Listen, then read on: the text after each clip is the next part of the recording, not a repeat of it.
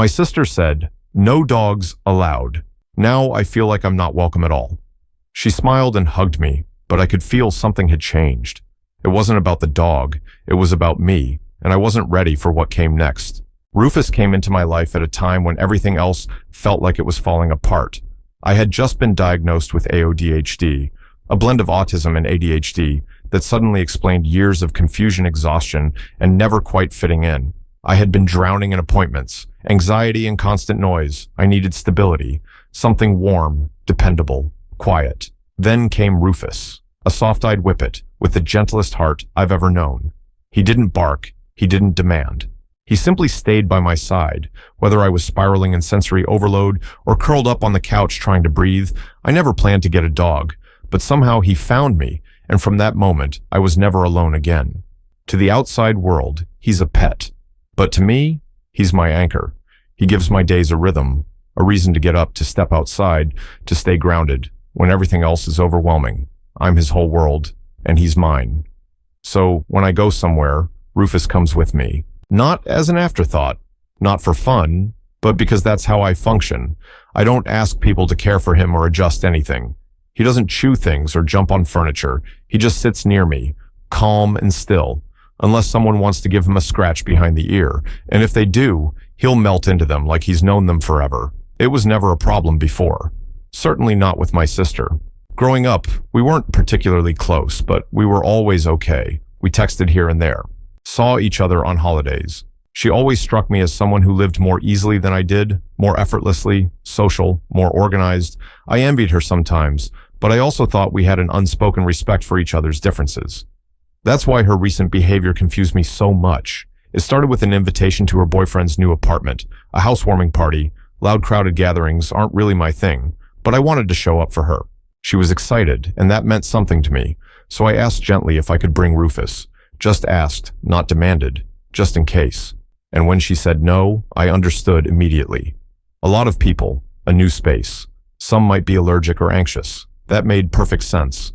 I even thanked her for being honest about it, but then I thought maybe I could visit another time, just a one-on-one hangout, something quieter. I could bring a bottle of wine, chat a bit, maybe stay for an hour or two. So I asked again, could I come by another time with Rufus? That's when everything shifted. She hesitated, then came the excuses. It's the 10th floor. It's all brand new. We don't want scratches or accidents. The building has strict policies, but the tone. It wasn't convincing. I could feel her dancing around something like she was trying not to say what she really meant. And finally, after some pushing, she admitted it. We just don't want a dog here, just like that. Not just for the party, not just while they settled in. At all? I laughed at first, not because it was funny, but because I didn't know what else to do. It felt so abrupt, so final, and it hurt in a way. I wasn't ready for. I didn't say anything cruel. I didn't raise my voice, I just nodded. Say it okay, but inside, a small wall went up. One I didn't expect to build between us, because this wasn't just about Rufus. It was about feeling excluded from her life. And I couldn't shake the feeling that something or someone was pushing me away. After that conversation, I couldn't stop replaying her voice in my head. We just don't want a dog here. No apology. No explanation beyond that. Just a firm, invisible line drawn in the sand. I kept telling myself to let it go. It's her home. Her choice. People are allowed to have preferences. I'd said that exact phrase to myself a dozen times before about other things. But this time, it didn't land the same way. It felt less like a boundary and more like a brush-off. And the more I sat with it, the more I started to feel something deeper, like I was being quietly turned away. Not just Rufus. I didn't know what had changed. Last time we visited back at her boyfriend's old place, it had gone so well. Rufus had curled up near the window and watched the rain, only getting up when she offered him a piece of cheese from the counter. We laughed. We talked. For once, I didn't feel out of place. So why now? Why was this different? I kept thinking about her boyfriend. I don't know him well. He's the kind of man who smiles a lot but says very little, polite, pleasant, but distant.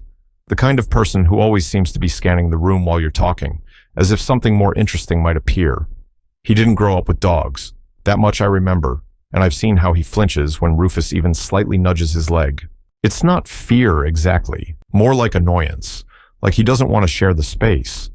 and I couldn't shake the suspicion that he was behind this, that he didn't want me there if I came with anything messy, unpredictable, or different, that maybe in some quiet conversation between them, he said he didn't want the dog thing to become a habit. Maybe he made it clear it would be easier if I just didn't come with Rufus at all, and my sister agreed. That was what stung the most. Because my sister knows me. She knows how much stability matters to me, how overwhelming new environments can be. She knows that I don't go many places, that I don't ask for much, that Rufus isn't a hobby. He's part of my lifeline. And still, she didn't push back, didn't offer a compromise, didn't say, maybe just once in a while, or let's talk about it. She just folded into his wishes. No hesitation. I started wondering if she even noticed what that meant to me, if she thought of me at all when they made that decision, or if it was just another thing to casually agree on before dinner. That week, I found myself withdrawing. I didn't respond to her texts right away. I didn't bring up visiting again. I didn't suggest any plans. I told myself I was just giving space.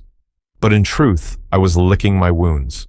I started noticing how often I downplayed myself in our relationship, how often I filtered my words, masked my discomfort, tried not to be too much, tried to be easy, uncomplicated, a version of myself that fit into her world without noise, but that version doesn't exist, not without Rufus. And I couldn't help but feel like she was choosing a smoother life over a more honest connection with me, like her new apartment, her new relationship. This fresh start, they didn't have room for the parts of me that didn't blend in perfectly. And now, even the small visits felt uncertain. Like I wasn't really welcome unless I edited myself down to something more palatable. A few days later, I got a message from her. Hey, just checking in. Hope you're good. Want to grab lunch next week. I stared at it for a while. Lunch somewhere neutral. Somewhere where Rufus wouldn't be a question. Where we could both pretend nothing had shifted, but it had. And I didn't know how to pretend anymore. I typed out a reply, deleted it, tried again and again. Nothing felt right. Too cold, too eager, too vague. Eventually, I just sent. Sure, let me know when. She responded almost instantly, like everything was normal, like we were still aligned, but I couldn't shake the ache in my chest. I didn't want to lose her, but I also didn't want to keep walking into spaces where parts of me had to be left outside the door. I looked at Rufus sleeping at my feet, his chest rising and falling with that soft, steady rhythm. He didn't know about the tension, didn't understand the politics of it all. All he knew was that I was quieter than usual, and he was staying close. I bent down and pressed my forehead to his. He nudged me just once, like he always does, when he senses something is off. I'm okay, I whispered, just figuring things out, but I wasn't. Not really. Because when someone you love draws a line and you're left on the other side of it, it's hard not to wonder if they even noticed how far they left you standing. The restaurant she picked was one of those trendy places with minimalist decor and music just loud enough to make you feel like you should be having fun. I arrived first, as I usually do. I always need time to adjust to the space, get used to the sounds, the lighting the way, chairs scrape against the floor. Without Rufus beside me, it all felt sharper. I took the seat, facing the door, a habit from years of learning how to manage overwhelm in public. I could see people coming and control the stimuli, but no one coming through that door made my heart jump the way my sister did, not in excitement, in nerves. She came in smiling breezy as ever, a quick hug, the kind that only grazes the surface. You look great, she said, sliding into the booth. I feel like I haven't seen you in forever. Forever. It had only been a few weeks, but I didn't correct her. We ordered drinks, chatted about work, her boyfriend, the apartment. She was glowing, honestly settled in a way I hadn't seen before, but it also made me feel more like a visitor in her life than someone who belonged in it. When there was a lull in conversation, I finally asked, "So how's the new place?" Really? She smiled again, but it faltered slightly. It's great. We're still figuring out where to put things, you know, but it feels like home. Home. The word hung between us. I nodded. That's good. I'm glad I don't know what I expected. Maybe for her to bring it up, to say, hey, I've been thinking about the Rufus thing, or I hope I didn't hurt you, but nothing came. Not even a pause to open the door for that kind of honesty. So I did. I've been meaning to ask, I said carefully. Was it your decision about not having Rufus over? Or his? There it was. The shift. Her expression tightened just enough for me to notice. She sipped her drink, then set it down a little too carefully. It was both of ours, she said, not meeting my eyes. But it's not personal. It's just the apartment's new. We want to keep it nice. You know, I nodded slowly. Sure. But it kind of felt personal. Her eyes snapped up. It wasn't meant that way, I believed her. That was the problem. She genuinely didn't think it was personal because she didn't see how tied Rufus was to me. To her, he was a detail, a dog, something that could be left behind. She didn't see that asking me to come without him was like asking me to show up without the part of myself that could handle showing up at all. I guess I just thought I trailed off. I thought I was welcome, all of me. She didn't say anything for a moment, and when she did, her voice was soft. You are. But it felt like a courtesy, like an invitation with a silent footnote. Just not with him, just not like that, just not fully. I looked at her, really looked at her, and I realized something she hadn't changed. Not really, but she'd made a choice to build a life that was easier, smoother, and in doing so, she'd chosen comfort over complexity. Her version of me, the one she could handle, was shrinking. It wasn't malicious, but it was still a kind of loss. I took a deep breath. I think I need some space for a while. Her eyes widened. What? Why? Because of this. It's not just this, I said. It's how easily you shut the door, and how hard it is for you to see what that means for me. She looked hurt, but she didn't argue. We finished the meal in near silence. When we stood to leave, she gave me another light hug. I didn't return it fully. I couldn't. Walking back to the car, I felt hollow, like I'd just pulled a thread I'd been trying so hard not to tug at, and now the whole sweater was unraveling. I sat in the driver's seat for a long time before starting the engine. My phone buzzed a message from her. I'm sorry if I made you feel unwelcome. That wasn't my intention. I stared at it for a while. I could reply, I could smooth it over. We could keep pretending, keep orbiting each other in this careful, cautious way. But I didn't want to orbit anymore. I wanted to connect, and I wasn't sure she did, so I didn't reply. Not yet. Instead, I drove home to where Rufus was waiting, his tail thumping softly when I opened the door. He patted over, leaned against my legs, grounding me without asking for anything in return. I missed you too, I whispered. I sat on the floor with him, his warmth pressed into my side, and for the first time in days, I didn't feel like I was too much. I felt like I was enough. The days that followed our dinner felt like walking through fog, not heavy enough to stop me from moving, but just thick enough to blur everything. My sister didn't text again. I didn't either. That silence used to terrify me. Growing up, I was the one who apologized first, even when I didn't understand what I'd done wrong. I was the peacemaker, the fixer. I learned early that being difficult meant being left out, that if I wanted to be included, I had to minimize my needs, smooth the edges, make myself easier to digest. But this time, something inside me held firm. Maybe it was Rufus warm and steady beside me. Maybe it was exhaustion. Or maybe I was just done shrinking.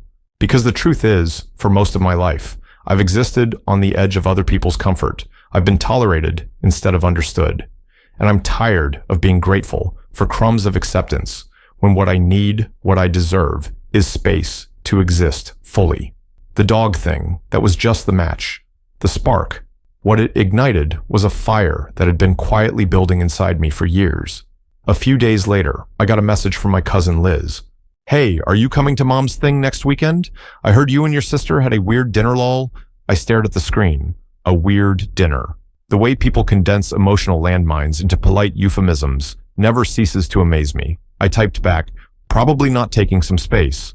Then I added, also, if Rufus can't come, I won't be either. Send. No justifying, no softening. It felt good. I thought about what I'd say if my sister reached out again. I didn't have a speech prepared, but I knew what wouldn't happen. This time, I wouldn't beg to be seen. I wouldn't convince her of my value. I wouldn't package myself in a way that was easier to accept. The next weekend came, instead of sitting through awkward small talk and pretending not to notice how unwelcome I felt. I packed a small bag and took Rufus on a 2-day trip to a quiet lake nearby. It was just us mornings, with coffee and mist rolling off the water. Afternoons curled up with books and walks through wooded paths. Evenings listening to Rufus breathing softly beside me, the weight of him grounding me in the moment I used to think boundaries were walls, cold things, shut doors. But out here, away from everyone's expectations, I realized something important. Boundaries are openings too. They're the way we make space for what's real. The way we say, I won't dim myself to make you more comfortable. The way we find people in places where we don't have to explain why we're the way we are. I thought of my sister. I missed her in a way, but not the version of me I had to become around her. Not the tight smile, the careful pauses, the way I watched her eyes to see if I'd said too much, felt too much, been too much. Letting that go, it didn't feel like loss anymore. It felt like relief. 2 weeks later, I got a text from my sister. Hey, can we talk? Just that, no emojis. No explanations. I stared at the screen for a long time. My chest tightened, not in panic exactly, but in recognition. This was the moment, the fork in the road, I typed. When we agreed to meet at a small cafe halfway between our places, neutral ground. I left Rufus at home. My choice this time. I wanted clarity without distraction. I wanted to hear her without holding my breath. She was already there when I arrived, stirring a cup of tea with mechanical precision. She looked up, smiled weakly. I didn't think you'd come, she said. I nodded, sitting down. I almost didn't. We were quiet for a moment. Then she sighed and said, Look, I didn't mean to make you feel unwanted. I don't know how to deal with all of this. All of what I asked, gently. You, she said, instantly wincing at her own word. I mean, not you, just the diagnosis, the dog, the routines. It feels like walking on eggshells around you sometimes, and I didn't want to do it in my space too. There it was, the unspoken truth spoken. I looked down at my hands, tracing a scratch on the table. I don't want anyone to walk on eggshells, but I also can't keep twisting myself to be easy for everyone else. Rufus isn't a pet. He's part of how I stay functional. If you can't handle that, I get it, I really do. But then you need to stop pretending it's about logistics or building rules. Just say it. She bit her lip. Okay, then yeah. Maybe I don't know how to be close to you anymore. That hurt more than I wanted to admit, but it was also honest, and somehow that made it bearable. I took a slow breath. Then maybe we stopped trying to make it something. It's not. I love you. That won't change. But I'm not going to keep showing up to be tolerated. I want relationships where I'm wanted.